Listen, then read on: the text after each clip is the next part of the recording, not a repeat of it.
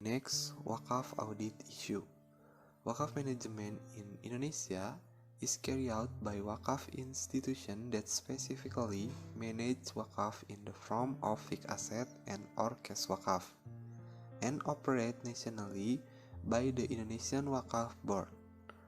The task of this institution is to coordinate the existing ones and manage independently the Waqf property entrusted to it.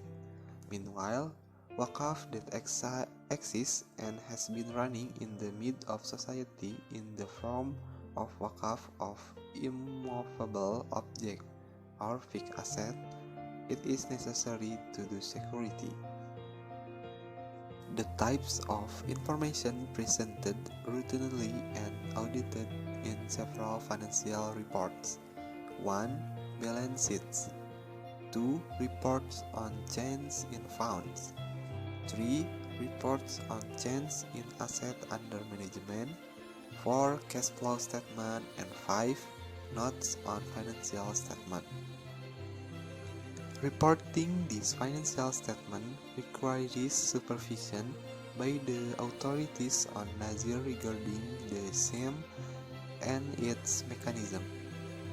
The supervisory same by the authority must be integrated, which includes aspects of collection, distribution, managerial, and distribution of profits from productive Waqf, including methodologies for assessing risk and assessing risk from Syariah aspect, management system in optimizing Waqf asset, whether the operation carried out by Nazir is in accordance with Syariah and applicable law or not. The authority use a framework to assess the process, monitor analysis on asset Waqf, including analysis of financial statement, Syariah completion stat analysis, association model analysis, investment model analysis, asset and fund management analysis, and analysis of Waqf government. In addition, the authority evaluates the performance of internal auditors in identifying strategic areas and appoints external auditors to maintain objectivity.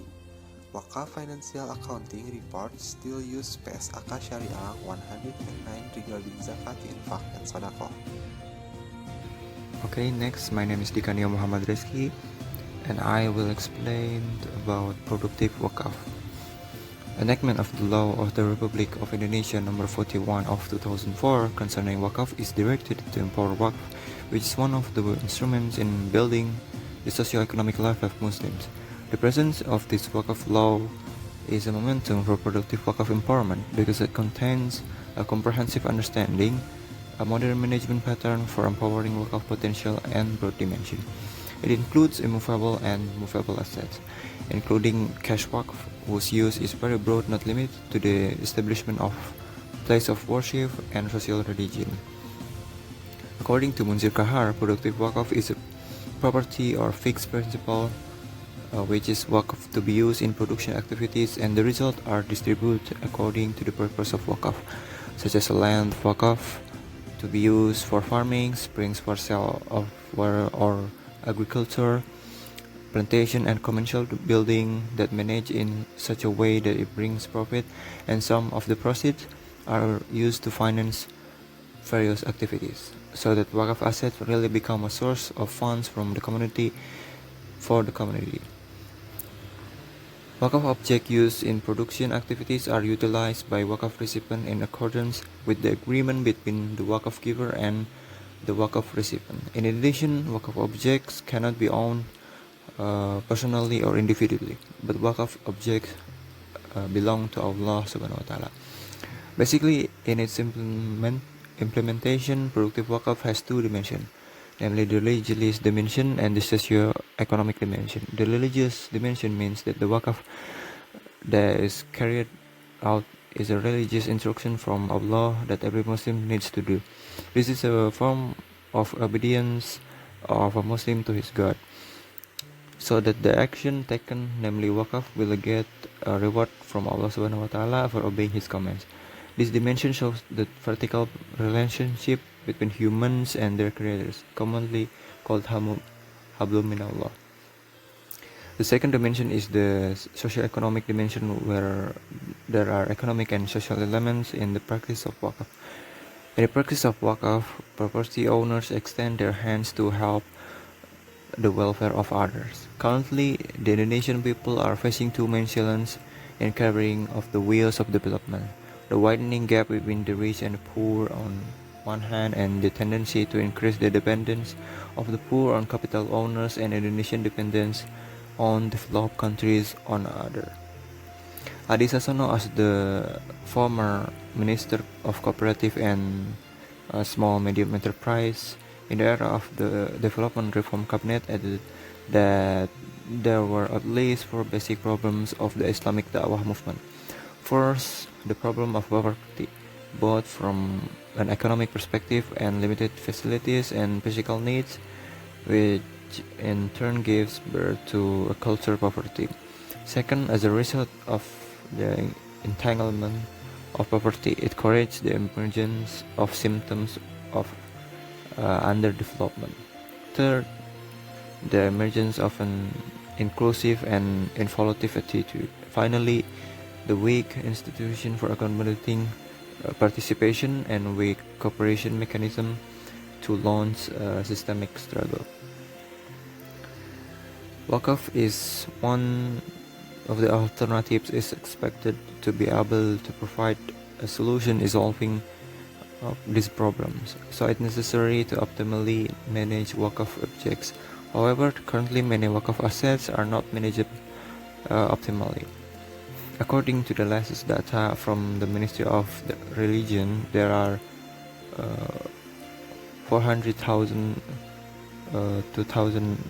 29,755 location of Waqf land in Indonesia, with an area of 56,206.80 hectares of the total. Only 58% of them have been certified as Waqf, and the rest have not been certified, which have high economic potential, and many more have not been recorded. In order to realize the main goal of Waqf, namely to optimize the function of Waqf property as an infrastructure,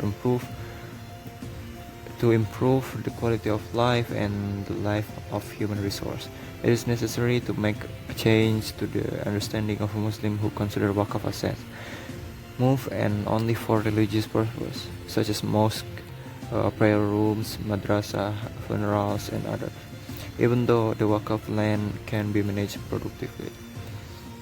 In addition, in an effort to manage Waqf land productively, the role of Nazir Waqf, namely person or legal entity who is given the task of managing Waqf, is needed. Often the Waqf assets are managed by Nazir who do not have adequate capabilities, so that Waqf assets are not managed optimally and do not provide benefits for the Waqf target. Cash Waqf opens a unique opportunity to create investment to provide religious service, educational service, and social service.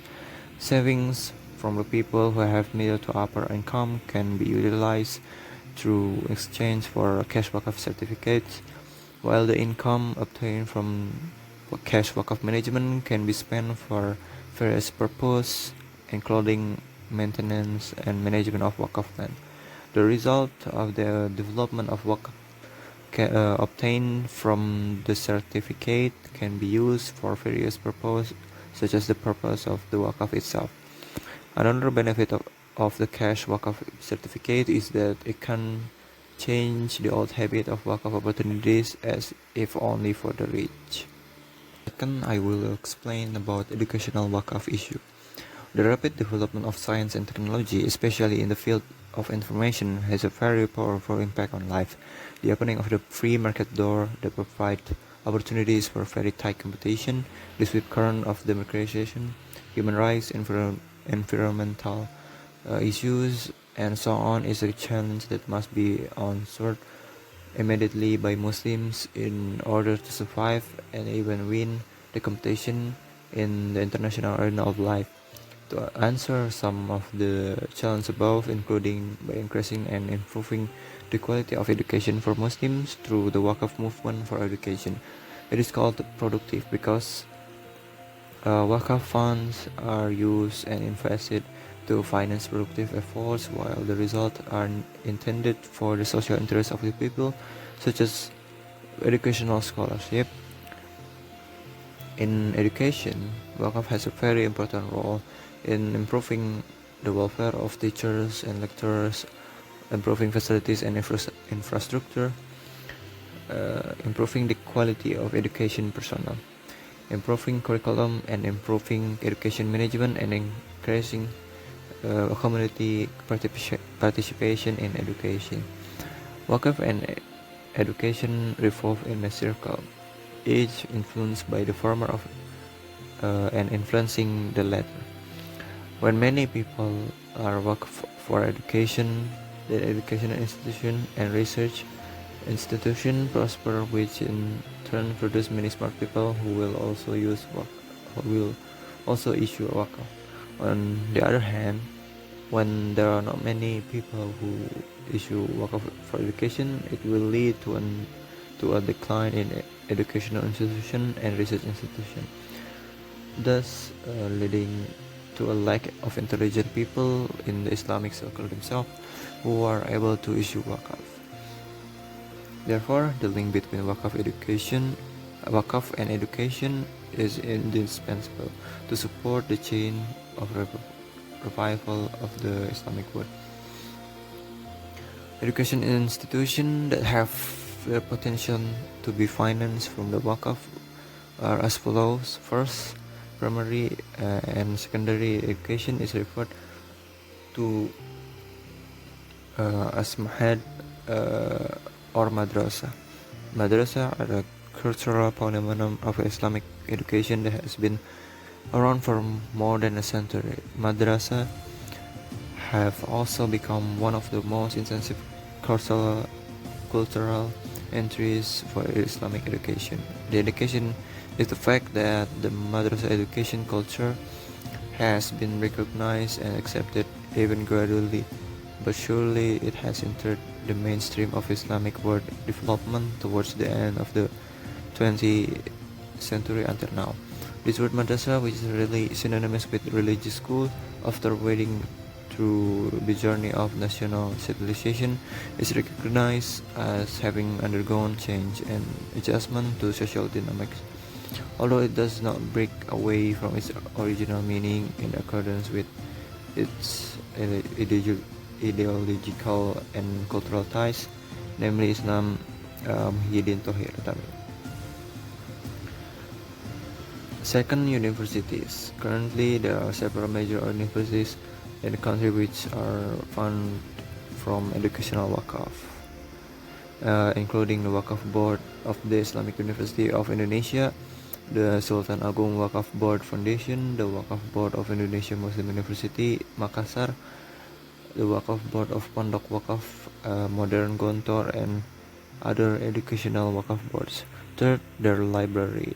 One of the efforts to improve the quality of education is the availability of adequate educational facility and infrastructure, such as a library equipped with information technology facilities, internet, computers, television, radio, and so on, which can be accessed by students, teachers, and lecturers in order to support the implementation of the educational process in school and universities.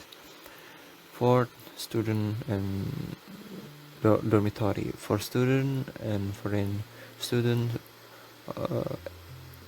or students who come from out of town, they don't have bar anymore to find place to live because Waqf institution engage in education have provided dormitories for them. The existence of dormitory for students has existed since Al Azhar was founded. At that time, it was called Ruwa.